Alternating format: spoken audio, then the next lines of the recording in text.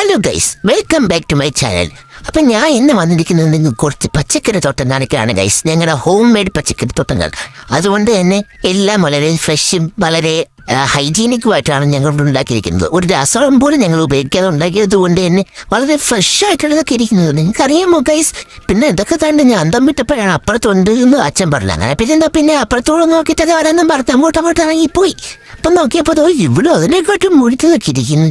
അപ്പൊ ഇതാ നോക്കിയപ്പോ എല്ലാം ഒത്തിരിയൊക്കെ വിളഞ്ഞ് പച്ചമ്പത് നാളെ നമുക്ക് ഇത് കട്ടി തന്നെ എടുക്കാന്നൊക്കെ പറഞ്ഞപ്പോഴത്തേക്കൊന്നും മഴ പെയ്യുന്ന നോക്കിയപ്പോ താഴെക്കൂടെ തുണിയിട്ട് കുഴപ്പമില്ല.